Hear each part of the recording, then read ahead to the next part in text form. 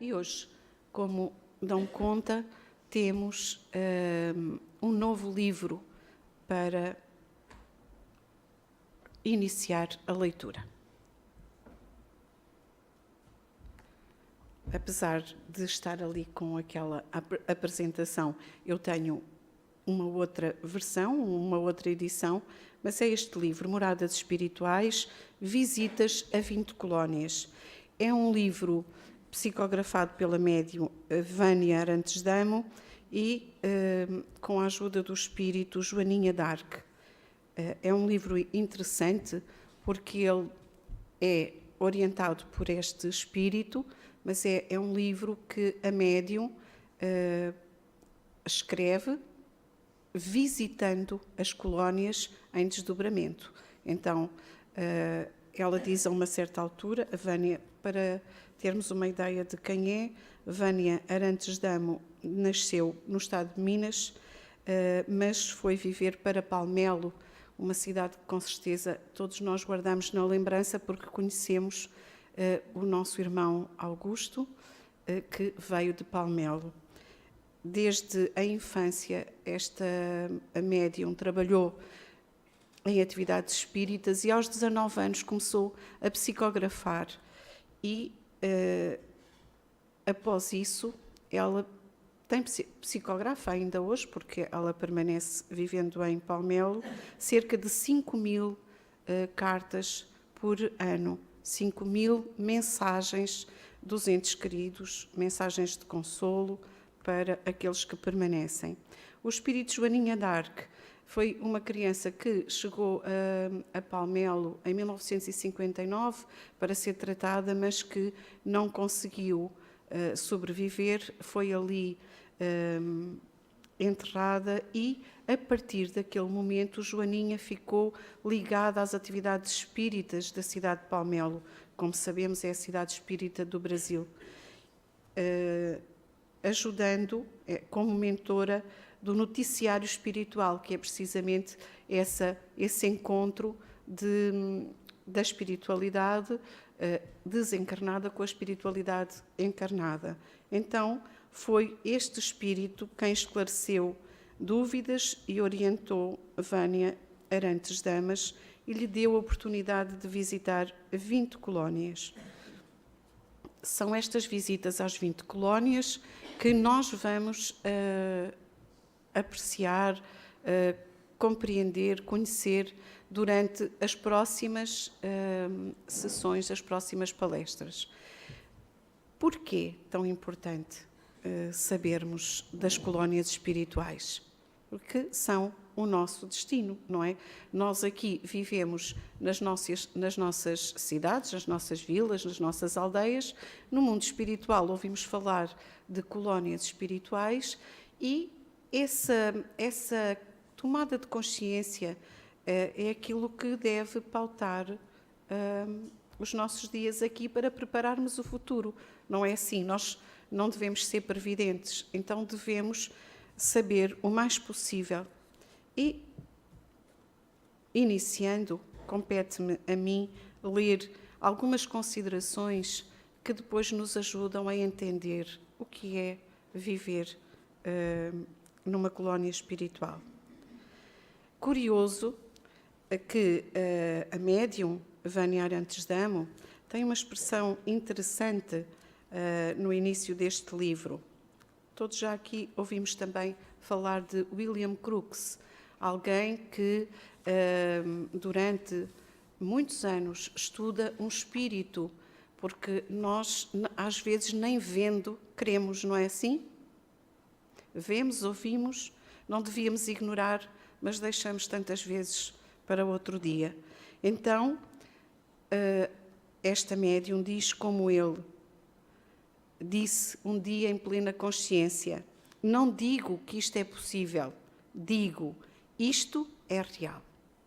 Portanto, as colónias espirituais, assim, é possível. Será possível? Não é possível, é real. É uma destas colónias que um dia, se nós nos esforçarmos por isso, nos espera, não é? Então, pergunta a primeira pergunta que é colocada a Joaninha é: que são colónias espirituais? São cidades espirituais para onde vão os espíritos após o seu desencarne. Segundo o novo dicionário de Aurélio Buarque de Holanda Ferreira, na primeira edição, na 14ª impressão, colónia é um grupo de migrantes que se estabelecem em terra estranha. Não é assim para nós? Claro que nós vamos pensar que será uma terra estranha ou não, porque se nós estamos aqui também já viemos de algures, não é verdade? Por certo, de uma colónia. Porque este trabalho sobre colónias espirituais?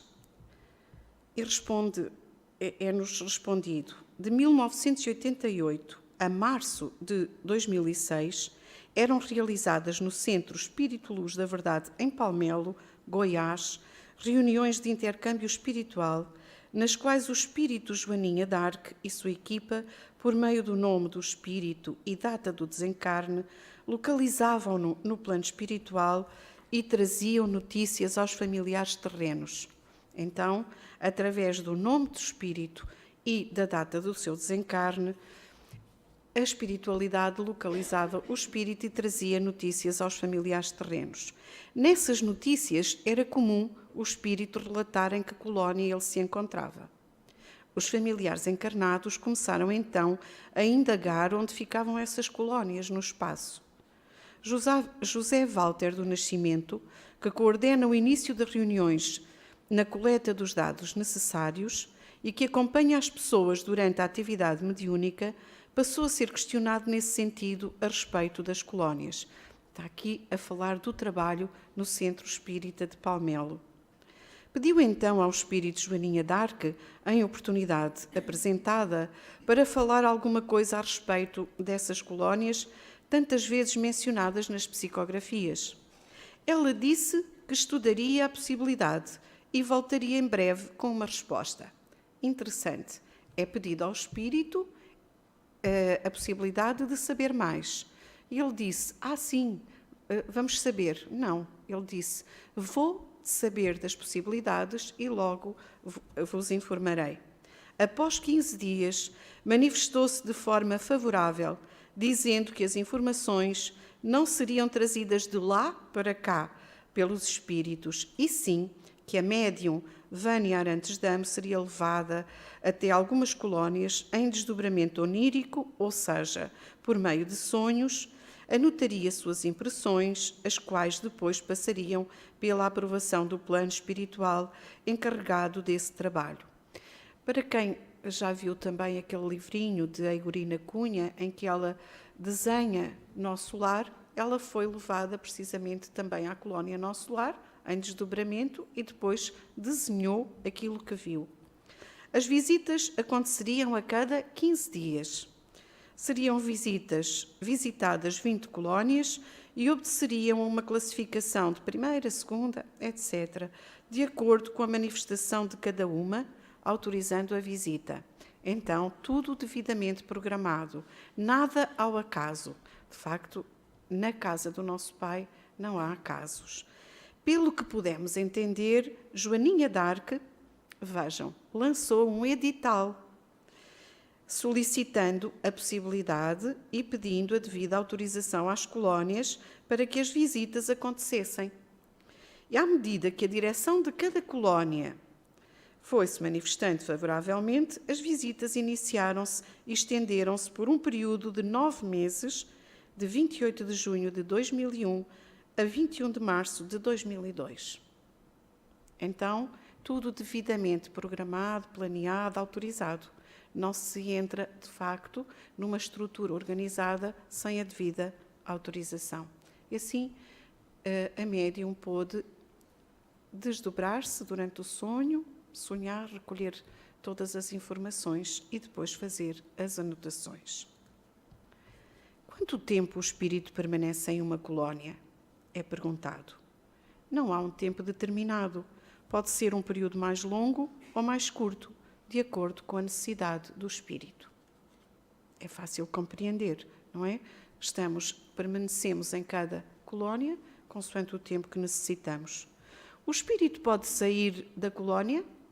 Sim, porque ele não se mantém preso a ela, desde que, autorizado ou acompanhado, pode sair para visitar a família terrena, para rever lugares onde viveu, poderá também, em tarefa de socorro, prestar serviço temporário em outra colónia. Se tiver bónus hora, poderá visitar e fazer excursões por outras colónias e também poderá mudar-se de colónia. Então, vivendo numa cidade espiritual, numa morada espiritual, nós de facto podemos sair autorizados ou acompanhados e ainda nessas circunstâncias de autorização e de saída, o que é que podemos fazer? Visitar familiares, visitar lugares onde vivemos, sair em prestação de socorro, prestando serviço noutra colónia. Interessante. Se tivermos prestado bons serviços, porque o bónus hora é a conquista de méritos adquiridos na prestação de serviços ou em uma ação nobre que exigiu renúncia, sacrifício e perdão. Então ganhamos bónus hora, ganhamos méritos sempre que prestamos serviços na colónia, aos outros nossos irmãos, ou também quando praticamos uma ação nobre que exige estes três considerandos: renúncia, sacrifício e perdão. O espírito pode fugir da colónia onde está sendo assistido? Fugir não é bem o termo, embora em seu modo de pensar seja o que o espírito acha que acontece. Portanto, o espírito de facto pode-se evadir da colónia e pensa que fugiu, mas de facto não foge. Porquê? Que os espíritos bons que acompanham o seu caminhar espiritual e que o protegem, deixam que isso aconteça, para lhe servir de lição no aprendizado de que necessita. Porque todo fujão, mais cedo ou mais tarde, pede socorro, clemência e muda de comportamento. Então, de facto, o espírito tem a ideia de que foge, mas não foge. Porque aqueles que o tutelam, aqueles que o orientam, aqueles que o protegem, eles estão sempre vigilantes, atentos ao que se está a passar. E eles sabem que nós, quando nos cansamos do sofrimento, qual o filho pródigo, não é? Quais filhos pródigos que ainda somos, nós caímos em nós e então pedimos clemência e socorro e mudamos o nosso comportamento, regressando de novo a casa. Onde fica o umbral?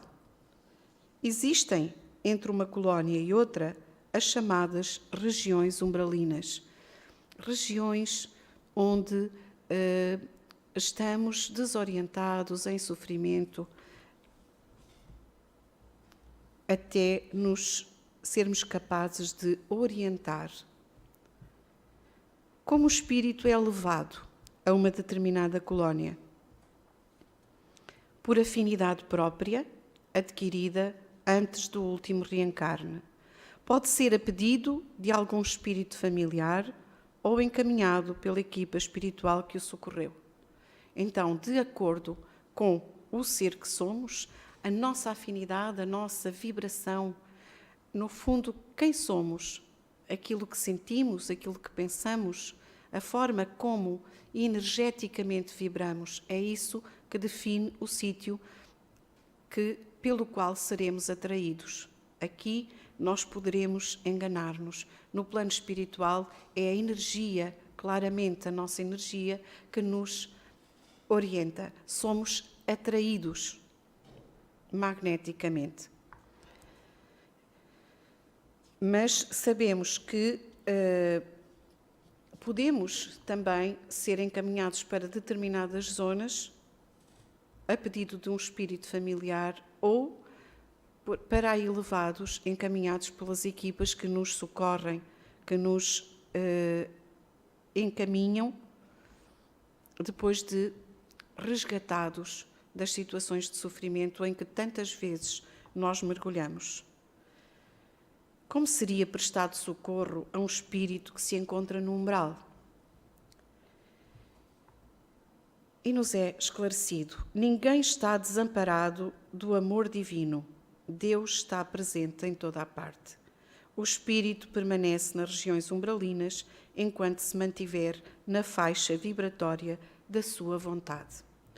A partir do momento em que, saturado da situação, rogar a Deus o socorro de que necessita, a luz amorosa do Cristo o socorrerá por meio de seus emissários e o conduzirá a uma colónia para a devida reeducação e equilíbrio.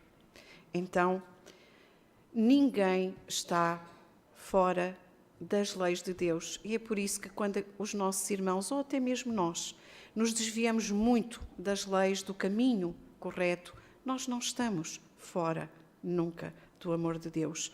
E basta que o nosso coração, a nossa mente, a nossa consciência tome um sentido, se ilumine, para que nós possamos, de facto, angariar esse socorro. Basta que alteremos a vibração a faixa vibratória da nossa vontade, do nosso querer. A partir desse momento, e todos nós já ouvimos aqui muitas vezes falar da história de André Luís, e com certeza da de muitos outros espíritos, mas André Luís, que permaneceu durante 8 anos nas regiões umbralinas, quando se lembrou de Deus, imediatamente viu o socorro que tantas vezes tinha estado perto dele. Só existem as colónias que já são conhecidas, porque nós aqui ouvimos falar muito das colónias sobre o Brasil, não é? Não, existe uma infinidade de colónias na crosta planetária, as que já se fizeram conhecidas e as milhares de colónias desconhecidas. Considerando-se que a população planetária gira em torno de 30 bilhões de espíritos, dos quais estejam reencarnados aproximadamente 10 bilhões, e estatisticamente, em 10 de abril de 2013 estavam registados mais de 7 bilhões de habitantes na Terra, estariam no plano espiritual 20 bilhões de espíritos. Na sua maioria, as colónias possuem população que varia de 20 a 500 mil habitantes. Raríssimas colónias possuem mais de 1 milhão de habitantes. Fazendo-se a divisão por aproximação, poder-se-á concluir sobre a quantidade das colónias espirituais. Na pergunta 36 do Livro dos Espíritos, Allan Kardec pergunta: o vácuo absoluto existe em alguma parte do espaço universal? Resposta dos Espíritos: não, não há o vácuo. O que te parece vazio está ocupado por matéria que te escapa aos sentidos e aos instrumentos. Então não há nada vazio, tudo está preenchido. A que altura as colónias espirituais estão em relação à Terra? Umas estão localizadas tão próximas da crosta da Terra que até se intercalam ao mundo material. Estão tão próximas de nós que nós estamos em contínuo contacto. Outras um pouco mais acima e outras mais acima ainda, sem fugirem, no entanto, da força de atração magnética do planeta. Isso nós podemos compreender porquê, não é? Portanto, sabemos que seremos atraídos para as regiões com as quais estamos em sintonia magnética. Então, ainda que algumas as colónias para onde vão os espíritos mais densos, mais materializados, que precisam ainda desse estado, dessas características, e já vamos ver mais à frente porque é que não falo muito disso, portanto, estarão muito próxima de nós. Depois, mais acima, e ainda mais acima, nós sabemos que nosso lar está no umbral superior. As colónias, pergunta ainda, naturalmente, não é só o Brasil que tem colónias. As colónias espirituais estão por toda a parte do planeta Terra. Claro que aqui, com certeza, bem perto de nós, há também colónias espirituais. As colónias podem deslocar-se e mudar de lugar. Essa explicação seria ainda muito complexa ao entendimento humano. Então, de facto, também as colónias podem mudar de lugar, Mas aquilo que nos interessa agora é compreender que elas existem e que iremos ser encaminhados para elas consoante a nossa evolução espiritual. Que motivos levariam a isso? Que motivos levariam à mudança de uma colónia de lugar? Desígnios superiores, atendendo a necessidades com objetivos de evolução. Então estamos sempre regidos por desígnios superiores, ainda que não demos conta. Os que desencarnam no Brasil são atendidos apenas nas colónias espirituais de psiquismo brasileiro? Lembrando sempre que o espírito é o princípio inteligente do universo, ele pode amar a pátria, onde nasceu ou viveu, mas não está preso a ela. E eu pergunto, quantas pátrias já teremos tido nós? Com certeza amamos muitos locais onde já nascemos e vivemos. Teremos mais presente o da última existência, mas, de facto, eles nos remetem para a pergunta 7, onde nós sabemos que o local para onde vamos é aquele com o qual temos afinidade. E os estrangeiros que desencarnam no Brasil podem ser atendidos nas colónias mais próximas ou ser conduzidos ao psiquismo das colónias espirituais da sua nacionalidade, lembrando sempre a lei da afinidade movida pelo pensamento do desencarnado. Então, será sempre por afinidade, será sempre de acordo com o nosso pensamento. Como os encarnados participam de trabalhos e estudos nas colónias espirituais? Enquanto dorme, o espírito liberto do corpo busca por afinidade os locais que lhe convêm.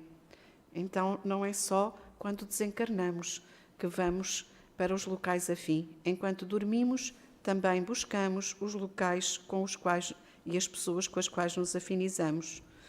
Quando desperto, recebe por intuição as recomendações necessárias ao desempenho de suas tarefas na Terra, muitas vezes atendendo a compromissos firmados no plano espiritual.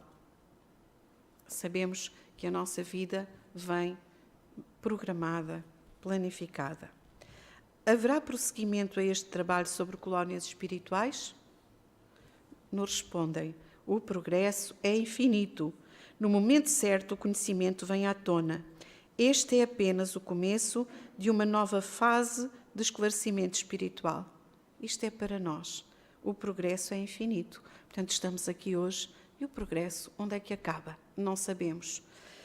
Mas, no momento certo, no momento em que somos capazes de compreender os conhecimentos, quando já temos uma base que permite receber novo conhecimento, ele vem.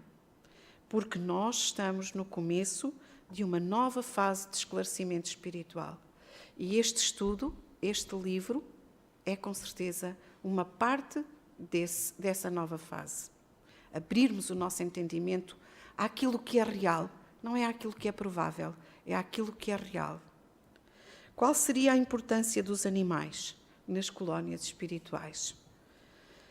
Eles atendem a várias finalidades, que vão desde a própria necessidade do animal entre o desencarne e o reencarne, obedecendo ao ciclo natural. Portanto, os animais também estão sujeitos ao desencarne e ao reencarne, até o adestramento para serviços específicos.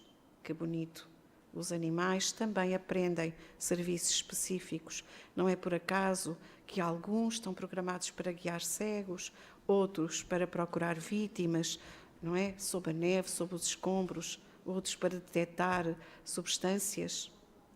Seja nas caravanas de socorro, seja na constituição de ambientes familiares ao desencarnado.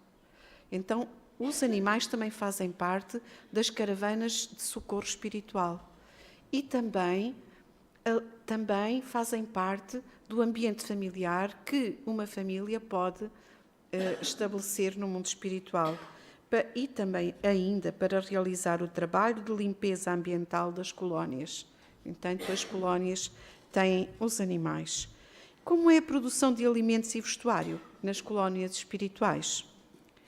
Nas colónias mais próximas da crosta, as técnicas e os processos usados São muito parecidos com os utilizados na Terra, até se confundindo com eles. Já percebemos porquê. Próximo da Terra, muito densos, muito materializados, necessidades muito semelhantes. Então, o trabalho, a alimentação, o vestuário é muito semelhante, quer em processos, quer em técnicas. Nas colónias mais afastadas, à medida que se vão afastando, os processos de produção vão sofrendo modificações de acordo com as necessidades evolutivas. Portanto, vamos evoluindo, vamos compreendendo com certeza que já não precisamos das proteínas animais, vamos compreendendo que muita da nossa energia vem do Sol, vamos compreendendo o que é o fluido cósmico universal e vamos tornando-nos mais amorosos, mais conhecedores, e as nossas necessidades vão sendo diferentes. E, portanto, a forma de nos alimentarmos e vestir também é diferente. Mas, para tudo, se usa o fluido universal e a força do pensamento. Para tudo, para todo o trabalho realizado, quer para tudo o que faz parte da nossa alimentação, do nosso vestuário, no fundo da nossa vida, faz parte do fluido cósmico universal e é manipulado através da força do nosso pensamento. O pensamento é para o espírito aquilo que as mãos também são para nós na Terra. O espírito superior, mensageiro do bem, que integra as falanges do Senhor, sempre estará ligado a uma colónia espiritual? Não. À medida que o espírito vai adestrando-se ao trabalho do amor e conquistando o bónus hora, ele vai tornando-se um cidadão espiritual mais livre no ir e vir, e daí em diante passa a fazer parte do universo. As suas necessidades já não são presas a determinadas situações e ele pode compor a falange dos tarefeiros, caravaneiros, trabalhadores ou mensageiros do Senhor. Eles já não precisam de moradas restritas. Eles já não estão em reeducação, já não estão em reequilíbrio, eles já fizeram a aprendizagem e a evolução na sabedoria e no amor, já adquiriram o conhecimento e a bondade que lhes é necessário para não estarem ligados a uma colónia, mas integrarem o amor universal. Visitam as colónias em tarefas de amor, para reverem afetos ou para ajudarem no crescimento evolutivo de todos, com palestras educativas, elucidativas e edificantes. Estão ao serviço do Pai e servem em toda a parte, assistindo os trabalhadores do bem, encarnados e desencarnados. Já estão integrando a verdade.